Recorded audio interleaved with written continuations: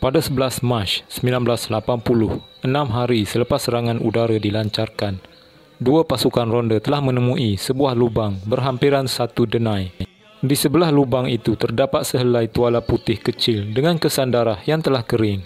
Berdasarkan kesan di lokasi itu, Komando WET69 menjangkakan jerangkap sama telah meletup dan mencederakan seseorang.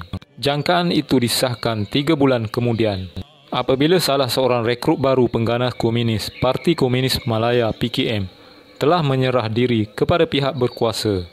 Berdasarkan pengakuannya, salah seorang pengganas komunis telah cedera parah apabila jerangkap sama Bobby Trap yang cuba dipasangnya telah tiba-tiba meletup dengan sendirinya, mencederakan kaki dan tangannya. Beliau juga menceritakan, kerana telah kehabisan makanan, pasukannya telah mengarahkan sekumpulan 6 pengganas komunis ke Telemong untuk mendapatkan bekalan makanan mereka di sana. Kebiasaannya pengganas komunis mempunyai stor rahsia yang menyimpan bekalan makanan yang telah dibungkus dan ditanam di dalam tanah. Menurutnya juga mereka benar-benar tertekan dengan tembakan artileri dan serangan udara yang membuatkan mereka terpaksa terus bergerak. Walaupun kekurangan rehat dan kebuluran, tekanan yang dialami tidak dapat lagi ditanggung, terutama oleh rekrut-rekrut baru pengganas komunis itu. Kebanyakannya ingin menyerah diri kepada pasukan keselamatan tetapi tidak tahu bagaimana caranya. Laporan telah diterima oleh Special Branch di mana pemberi maklumat mengatakan beliau telah ternampak pergerakan beberapa orang asing di Pekan Ketari yang terletak di persimpangan Kuala Lumpur Karak Bentung. Setelah disoal siasat, sungguh pun maklumat yang diterima tidak berdarjah tinggi. WET69 tidak mahu melepaskan peluang yang ada. Walaupun kelihatan begitu tipis, ASP Rani dan ASP Anwar mengetuai 2 pasukan ronda dalam misi kali ini. Bagi pasukan mereka, ini adalah peluang untuk membalas dendam atas kecederaan yang menimpa anggota pasukan mereka pada awal operasi, iaitu Konstebel Halim dan Sarjan Yusof yang telah putus kaki akibat jerangkap sama pengganas komunis. Perancangannya adalah dengan memasukkan 2 kumpulan ronda diketuai ASP Anwar dengan berjalan kaki selepas waktu tengah malam untuk mengekalkan kerahsiaan, kerana Pekan Ketari agak sibuk pada waktu siang hari. 2 lagi pasukan ronda di bawah pimpinan ASP Rani akan digerakkan dengan kenderaan selepas tengah malam ke suatu kawasan 5 km ke utara Pekan Ketari. Kesemua pasukan dijangkakan akan berjumpa di satu lokasi RV di sebuah bukit bernama Sport High dalam masa 48 jam. Pencarian oleh 4 pasukan ronda ini tidak mendatangkan apa-apa hasil. Mereka tiba di RV kira-kira jam 5.30 petang dan bercadang meneruskan rondaan sebelum senja tiba. Satu pasukan yang diketuai oleh tracker orang asli Sarjan Apot telah menemui beberapa karung guni dan 4 bekas tin bersaiz 4 galen yang disembunyikan di sebalik batu dalam ladang getah berhampiran Sport High. Sarjan Apot juga dapat mengesan kesan tapak kaki kecil yang tidak begitu dalam. Kemungkinan kesan milik seorang wanita. Kesan tapak kaki itu masih baru, kira-kira sehari sahaja. Apa yang memuskilkan, kesan tapak kaki dan barang-barang yang dijumpai itu jauh dari aktiviti penoreh getah di kawasan tersebut. Memandangkan cuaca telah hampir gelap pada jam 6.45 petang, pencarian terpaksa dihentikan. Malam itu mereka tidak memasang kemah dan juga tidak dibenarkan memasak makanan kerana terdapat tanda-tanda musuh berhampiran. Keesokan paginya, ASP Anwar telah terlihat satu kesan asap dari pembakaran. Beliau telah mengarahkan satu pasukan tinjau terdiri dari 3 anggota untuk membuat tinjauan ke arah asap tadi. Mereka dapati 3 lelaki berpakaian awam sedang memasak dan melakukan beberapa aktiviti. Kesemua kelihatan normal, tetapi ada beberapa perkara yang meragukan. Pertama, penoreh atau pekerja yang membersihkan semak samun di ladang biasanya membawa bekalan makanan. Mereka tidak akan memasak di tempat kerja. Terdapat lagi 2 lelaki menyertai kumpulan 3 orang tadi. Mereka kelihatannya membawa beberapa helai baju yang dilipat. Biasanya para penoreh tidak membawa baju lebih. Mereka datang dan pulang dengan basikal atau motosikal dan tidak memerlukan mereka menukar pakaian selepas kerja. Kumpulan tinjau tadi segera kembali dan melaporkan penemuannya yang mencurigakan itu. Maklumat kemudian segera disalurkan ke markas taktikal dan mendapat arahan untuk bertindak dengan segera. Kira-kira 50 meter dari sasaran, mereka meninggalkan beg-beg galas bersama-sama 2 operator radio yang mengekalkan komunikasi dengan markas taktikal. Mereka selaraskan jam masing-masing dan bergerak mengambil posisi menyerang. Perancangannya satu pasukan ronda, pimpinan ASP Anwar akan membuat serangan hadapan. Manakala lagi 3 pasukan ronda, pimpinan ASP Rani membentuk kepungan. Sebaik pasukan ASP Anwar mengambil posisi, 3 pengganas komunis dengan uniform telah menyertai 5 rakan mereka tadi. Kini terdapat 8 pengganas komunis semuanya, campuran lelaki dan wanita. Salah seorang pengganas didapati sedang menggosok gigi dan menyikat rambut kira-kira 25 meter dari posisi ASP Anwar. Namun beliau tidak dapat mengambil apa-apa tindakan kerana tidak pasti jika pasukan penyekat ASP Rani sudah bersedia di dalam posisi masing-masing atau tidak. Tambah lagi, waktu masih terlalu awal dari apa yang mereka rancangkan pada mulanya. Sebarang keputusan yang tidak tepat atau kegopohan boleh menjadikan musuh terlepas dan usaha mereka selama beberapa hari memburu menjadi sia-sia.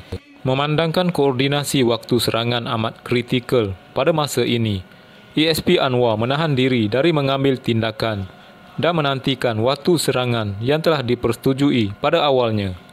Pasukan ASP Rani pula yang telah sedia di dalam posisi kepungan memerhati sahaja lapang musuh mereka di hadapan mata. Dengan jari dipicu rifle masing-masing. Mereka juga merasakan debarannya dan tiada komunikasi yang boleh dibuat dengan pasukan ASP Anwar untuk memberitahu bahawa mereka telah bersedia di posisi yang telah ditetapkan. 5 minit kemudian, seorang lagi pengganas menghampiri posisi ASP Anwar. Kali ini ASP Anwar melepaskan tembakan dan membunuh pengganas komunis tersebut serta-merta. Serentak itu, pasukan yang mengepung juga melepaskan tembakan. Pasukan pengganas komunis menjadi kelam kabut. Ada yang mahu lari tetapi dihalang oleh salah seorang dari anggota wanita mereka. 4 berjaya ditembak mati dan 4 lagi melarikan diri dalam 2 arah berasingan. Mereka yang melarikan diri adalah 2 pasangan suami isteri dan bersembunyi di sebalik semak samun. Markas taktikal telah mengarahkan mereka ditangkap hidup-hidup. Namun setelah menunggu selama 45 minit, mereka enggan menyerah diri, sebaliknya melepaskan tembakan. Sebutir bom tangan yang dilemparkan ke arah mereka telah disepak dan meletup tidak berapa jauh dari lokasi persembunyian mereka. Kerana situasi yang mendesak dan tidak mahu ada kemalangan jiwa kepada anggota WET 69, arahan telah dikeluarkan untuk menghapuskan kesemua saki-baki musuh. Kesemua 4 pengganas komunis telah berjaya dibunuh dan mayat-mayat mereka diterbangkan dengan helikopter ke Rauk. Orang pertama yang diberitahu tentang kejayaan ini adalah Tun Muhammad Hanif Omar, Ketua Polis Negara pada ketika itu. Beliau yang sedang berada dalam mesyuarat pegawai kanan polis memaklumkan perkara tersebut di dalam mesyuarat dan kemudian mengambil keputusan melawat Konstebel Halim dan Sarjan Yusof yang masih dirawat di hospital besar untuk menyampaikan berita gembira tersebut. Setelah dimaklumkan atas kejayaan operasi tersebut, Konstebel Halim dan Sarjan Yusof rasa terharu dan bangga kerana pasukan mereka berjaya membunuh 8 pengganas komunis dan merasakan pengorbanan mereka tidak sia-sia. Pemburuan diteruskan. Kali ini pengganas komunis telah berpecah dalam kumpulan-kumpulan kecil dan cuba memadam kesan pergerakan mereka, menjadikan penjejakan semakin sukar. Dalam satu insiden, Sarjan Hamzah telah cedera kerana terpijak jerangkap samar, tetapi bernasib baik kerana tidak serius. Pada penghujung operasi, satu kumpulan ronda WET 69 yang diatur gerak ke Telemong untuk mencari stor rahsia pengganas komunis telah menemui beberapa bekas makanan dan bahan-bahan, membuat jerangkap samar yang terdedah kerana hakisan tanah. 2 hari kemudian, semasa meronda, WET 69 terserempak dengan seorang pengganas komunis yang sedang memasang jerangkap samar. Dia ditembak serta-merta dan jatuh ke atas jerangkap samar yang dipasangnya tadi, menyebabkan berlaku letupan. Serentak itu, 5 lagi pengganas komunis keluar dan berlaku pertempuran. Seorang lagi berjaya dibunuh dan selebihnya melarikan diri. Pada 8 April 1980, pasukan WET 69 direhatkan setelah 46 hari beroperasi. Pada 11 hingga 20 September 1980, mereka terlibat dalam operasi kambing di kawasan Kuala Kubu Baru, KKB. 10 kumpulan ronda WET 69 telah diatur gerak. Kali ini, setiap pasukan ronda telah diberikan kawasan operasi mereka sendiri. Mereka juga telah dilengkapi dengan alat pandang malam bagi membolehkan mereka membuat serang hendap pada waktu siang ataupun malam. Mereka juga memasang claymore mine dan juga trip flare semasa menanti dalam posisi serang hendap. Kira-kira jam 10.15 malam, dalam satu posisi serang hendap, mereka ternampak cahaya kelam dari lampu suluh yang dihidup dan dimatikan berulang kali dalam masa yang singkat. Teknik begini biasanya dipraktikkan oleh pengganas komunis apabila bergerak pada waktu malam. Setelah cahaya tersebut berada kira-kira 20 meter dari pasukan serang hendap, tembakan dilepaskan selama 30 saat, tetapi tiada respon. Tiada pencarian dilakukan pada malam itu dan esok paginya, mereka menemui satu mayat pengganas komunis.